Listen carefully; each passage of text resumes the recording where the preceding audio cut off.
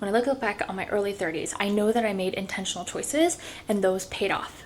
The biggest one is that I was able to put myself in a position where I was then financially able to afford ways to enhance my life, whether that is spending time with family, whether that is building my wardrobe, whether that is traveling more, whether that's investing in myself, in my own fitness. Like, those were all things that were possible because of what changing jobs enabled for me financially. Welcome to Sunday Mornings with me, Gina Lee. Tune in each episode and join me for a cozy catch-up where we talk goals, growth, and finding joy in the everyday. Grab your favorite drink and let's dive in. Hi, welcome back to another episode of Sunday Mornings. This week is really exciting because it's my birthday week and I am turning 35 this year. And when I was thinking about this episode, I wanted to spend some time reflecting on the past year, how it's been, and then thinking through what I'm looking forward to next year. But I realized I had a hard time doing that. But it was easier and I think more illustrative when thinking about this in terms of phases of my life in my 30s. Like I mentioned, I'm turning 35, so I'm entering my mid to late 30s era. And it does definitely feel like a different phase compared to my early 30s and definitely when compared to my late 20s. Instead of just thinking about generally reflections from last year and this year, I wanted to take some time to think through what are some of the milestones that I was able to hit in my early 30s and what were some of the decisions that I made to be able to hit those milestones, and then what I'm thinking about focusing on now that I'm entering my mid and going to go into my late 30s. So with that, let's dive in. In my early 30s, I hit 7 main milestones that I wanted to talk about today. So the first of that is, arguably the biggest, is that I got married last year. I have been with my now husband for almost 8.5 years. And so we knew that getting married was something that would happen at some point in time. But between me going to grad school and COVID, we weren't necessarily in a huge rush to get married. I can't say that I accomplished this in isolation, but we're just really excited that we're entering this next phase of our relationship. And like I mentioned in a previous video, we're also planning on going on our honeymoon very soon. We get to continue a lot of that newlywed energy into not just this year, but I think in this next chapter, especially for me as I enter my mid to late 30s. Another milestone that I hit during my early 30s is actually transitioning away from teaching and pivoting into ed tech. My career story has evolved a lot, primarily during my 20s and my 30s. So originally I was planning on going to law school. I did undergrad and all of my internships were assuming that I would go to law school. And I had never wavered from that up until I actually started my career. And so what I ended up doing was, I had always known I wanted to go to law school, and I had known that I wanted to work in education. I particularly wanted to work in the K-12 space. And this isn't true for everybody, but for me, I felt like in order to really understand that space and really understand the teachers, the institutions, and the students who are in a K-12 ecosystem, I needed to have some lived experience in that space. And so I made the decision to apply and I joined Teach for America, and I absolutely loved my time in the Corps. I made lifelong friends in the Corps. I loved and cherished my time teaching, and it was teaching that actually made me realize that the impact that I wanted to have on education can come much sooner than what is likely possible in the legal field. I was at the time interning at a lot of nonprofits. I was working with a lot of government organizations, which are typically very bureaucratic and very slow, and for good reason. But my time in teaching revealed that I actually really enjoyed the pace and being one step closer to direct impact. And that made me then think a lot about what could I do in education that wasn't in the classroom. And I felt that because I was in Silicon Valley, EdTech was just such a natural evolution of that. Whether or not EdTech actually fulfills that promise is definitely a conversation for a different day. And if that's something that you're interested in, please let me know in the comments.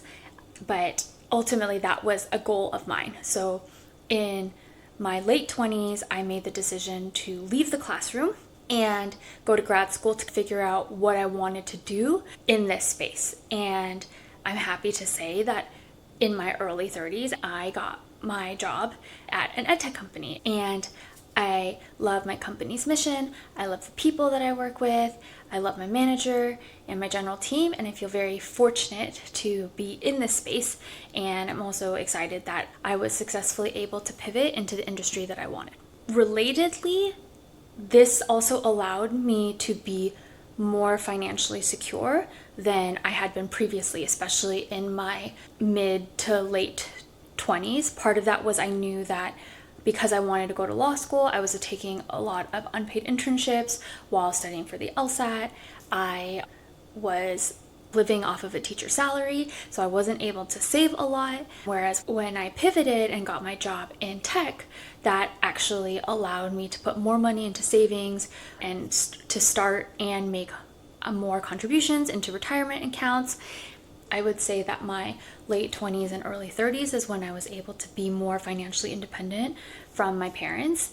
And when I look back on my early 30s, that's something that I think has been one of the most life-changing decisions, was really leaving the classroom, taking the time to go to grad school, pivoting into tech, and then being able to allocate my tech salary to be able to financially plan for my future. If transitioning careers was a major milestone unto itself, that also enabled another milestone of mine, which was to actually travel a lot more. I grew up with parents who absolutely loved to travel. Essentially every long weekend, my family and I were traveling. I had the privilege of being able to study abroad when I was an undergrad, and so travel is just something that I really love to do. And during my mid-20s, I wasn't able to do that actually as much because I was either prepping for law school, or I was teaching, or I didn't really have the means, whether that's financial or time, to be able to take that time off. And COVID definitely played a big part in not allowing that to happen. So I feel like after COVID, the initial phase of COVID died down, people were getting vaccinated, countries were opening up their doors to allow tourists in. I really took advantage of that. And one of my goals was to actually just travel more, and if possible, travel multiple times a year. And between 2021 and 2024, I was actually able to accomplish that. So I would say on average, I was able to do 2 international trips a year and travel to Asia and Europe several times during that period. And I'm just so grateful that I was able to do that. And I know that if I had not transitioned careers, that would not have been possible. I also made choices to be able to enable this, but I also know that no matter how much saving or budgeting or reallocating you're doing, if your pool isn't large enough to begin with, then it's going to be a little bit harder to do. So I feel like transitioning careers is one of the most important things that I did in my early 30s, because it enabled me to hit some of these other milestones in my 30s, like being able to save up more and also being able to travel more. I think another thing is that in my early 30s, I gained just a lot more confidence and self-assurance.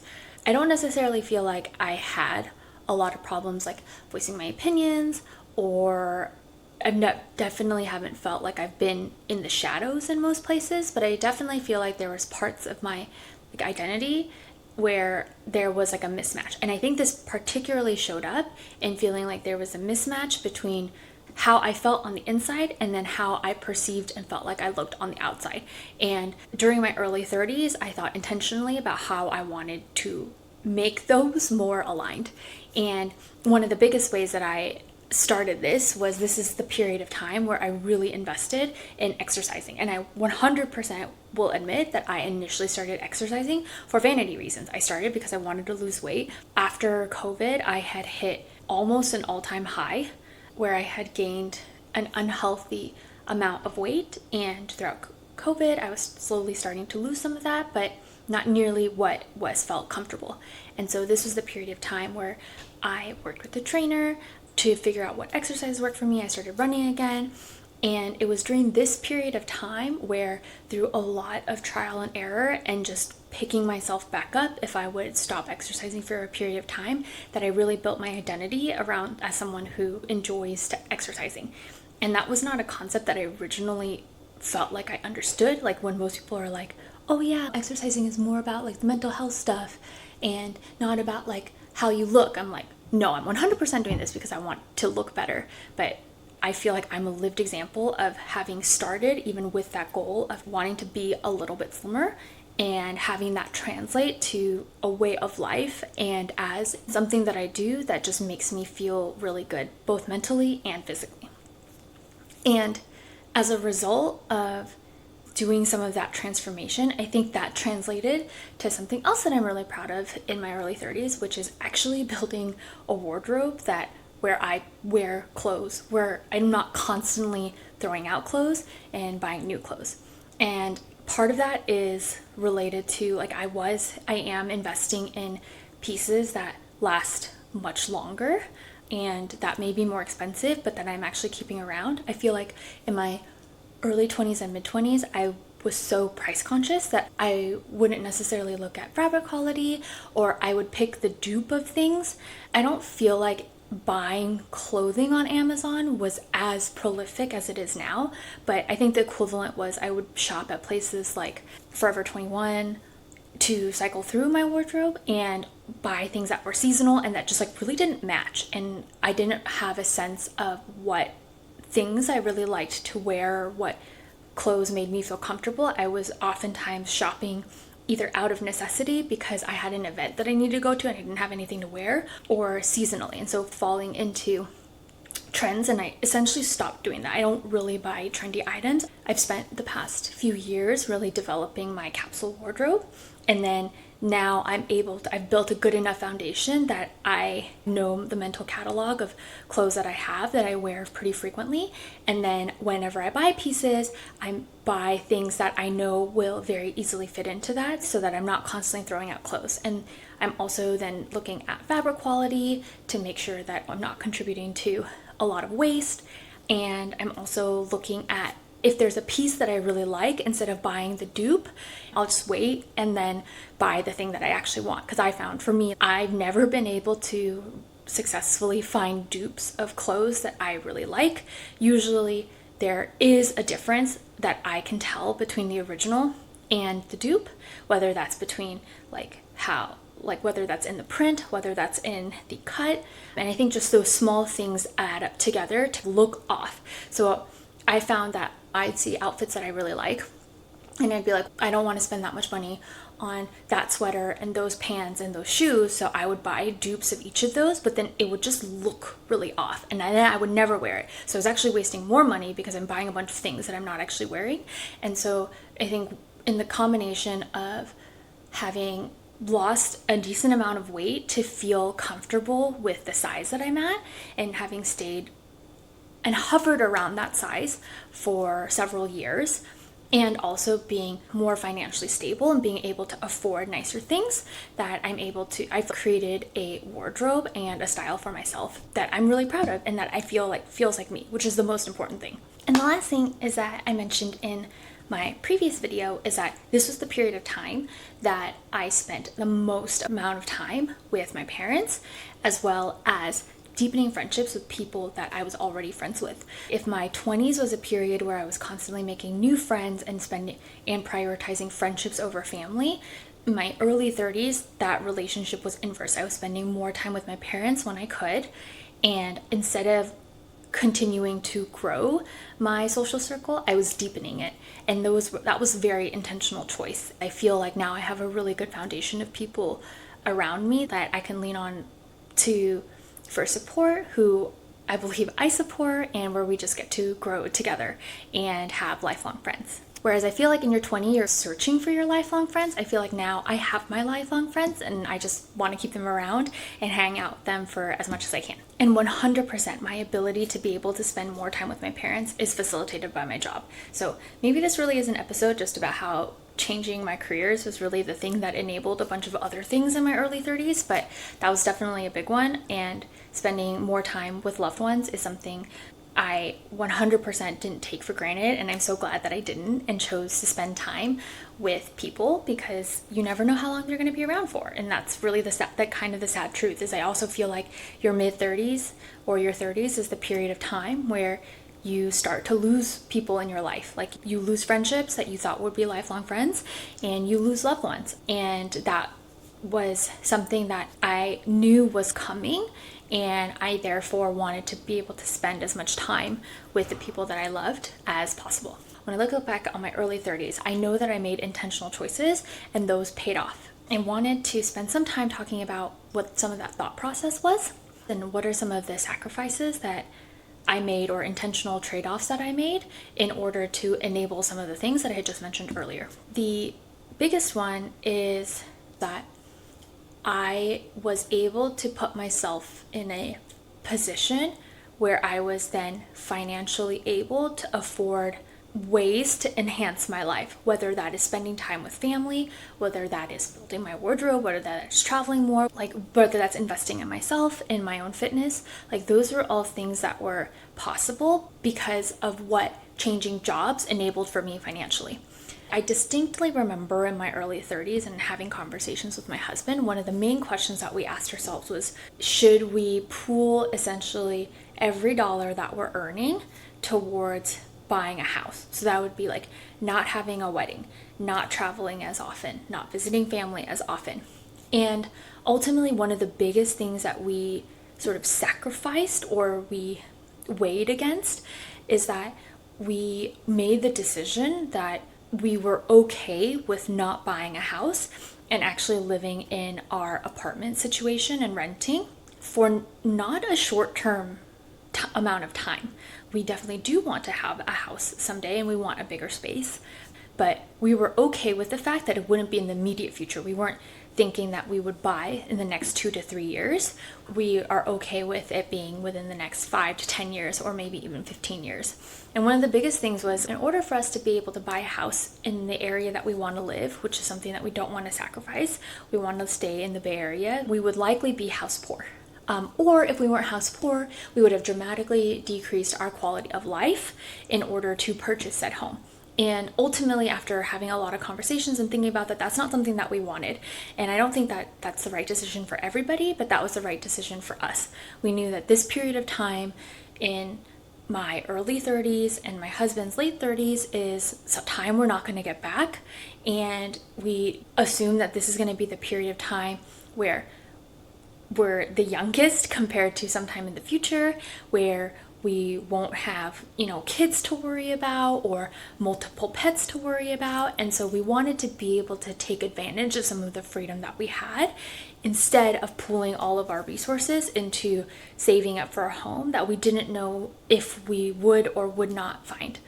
And so I think that's like the biggest thing when I think about the sacrifices that were made to be able to achieve some of the things that I had mentioned a little bit earlier. And I think the second thing has been, I've been at my job now for 5 years, and I think in tech, that's a pretty long time. It's very often and common for people to job hop every 2 to 3 years. It's harder to say whether that trend will continue to stay true now, given just how many layoffs have happened in 2024 and 2025, and the job market being what it is and being highly disrupted by AI. But at the end of the day, in the period of time between 2020 to 2023, it was very common to job hop within 1.5 to 2 years in. And job hopping is one of the best ways to be able to increase your earning potential. And one of the things that I was okay with, I should say, or one of the things that I knew that I was potentially trading off in staying at my current company, which I love very, very much in terms of the mission, the work-life balance, and the people that I work with, is that it might come at the expense of increasing my earning potential by job hopping. And by increasing my income, then having more disposable income to be able to save towards buying a house. And for me, I was thinking, is that increase in earning potential worth the work-life balance that I have, the manager that I have, the team that I have at this phase in my life? And ultimately, I don't know if me 5 years from now will look back and say, you should have job hop. But for me right now, I feel like the answer is no. I am so grateful that the company culture that I'm at allows me the time to be able to travel, that we have unlimited PTO, that I have a manager who was very gracious when my dad was in the hospital. Like all of those things that contribute to your quality of life when working, and when work and life, come at heads, is something that I don't take for granted. And I don't regret, and I have no regrets right now. And so I just wanted to say that in case you feel like you need to constantly climb the corporate ladder, because I do think there's a lot of pressure to do so. And especially if you are on social media and you're constantly comparing yourself to people who are job hopping continuously or talking about their income, like I do feel like it feels like maybe you're doing something wrong. But I think especially when it comes to money, like so much of the financial decisions that we make are very value laden. And I spent a lot of time in my early 30s thinking about what do I value both out of work and how I want work to support my life. And I feel like my situation as it currently stands is exactly what I need. And I hope that this helps you make that kind of evaluation for yourself. Or if it turns out that when you do evaluate and you see that your job isn't really supporting your life as is, then that incites you to switch careers or at least explore other opportunities. I also know that it's hard and it's not perfect. There's definitely times where I can feel the urge to keep up with the Joneses, and it's not really like random people on socials, but it's the fact that everybody around me or the people that I hang out with are all at least 2 to 3 years older than me, if not on average 9 or 10 years older than me. So they're just in different life phases. And sometimes I do feel like I'm behind, but everybody's journey is different and everybody's value systems are different. And so just being able to hear your own voice, I think, is so important. And I feel like my early 30s was spending just a lot of time trying to bring out that inner voice to really identify what is most important to me, both now and in the near-term future. In terms of things that I'm hopeful for or thinking about in my late 30s, is I know that my husband and I are now entering a different phase of life. If my early 30s was really about just enjoying some of the seeds that I had planted, and also is truthfully decompressing from everything that happened 2020 and beyond, then I can feel that my mid to late 30s almost feels like building upon the foundations that I've laid out. My early 30s was in some ways like very comfortable and joyful and reaping what I've sowed. And I feel like my late 30s kind of is in a new sowing era.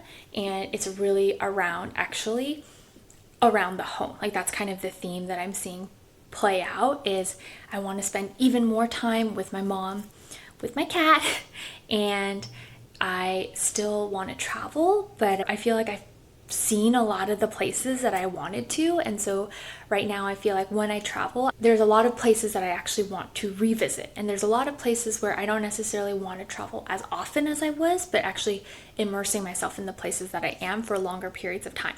So I don't know if that's going to be feasible, but that is something that I want to do a little bit more of. And part of that is like I want to see my extended family more. It was so beautiful to have my family from Korea come to the wedding, and I really want to actually build and foster my relationship with them, and instead of waiting 5 or 10 years for the next time I'm out in Korea or they're in the US, and try to make some of those family trips a bit of a regular thing, which would take away from my ability to travel to new places. But I'm at a place now where I'm okay with that. And I feel like right now I'm like really excited for a honeymoon, but after our honeymoon, I'm actually just really excited to spend time at home and building our little home and beautifying our home to make it perfect for our little family, which is me, my husband, and my cat right now. So I feel like this next phase is really going to be focused on like deepening those family roots and creating new family roots, which I'm really excited about within the foundation of the life that I've been able to build in my early 30s. So with that, I hope you enjoyed this reflective episode. even though the idea for this episode originated because it's around the time of my birthday, I don't think a birthday is the only time to be having these conversations. And so I hope this episode just inspires you to think a little bit more intentionally. I hope this episode inspires you to drown out some of the noise that often comes from everywhere, and just think about, like, in your heart and in your mind and in your soul, like, what feels right for you in this phase of life that you're in, and how can it support you in the next phase of life that you're about to enter, whether that's in your early 20s, mid 20s, late 20s, early 30s, mid 30s, late 30s, or in your 40s. So with that, I hope you enjoyed this, and I'll see you next time. Bye.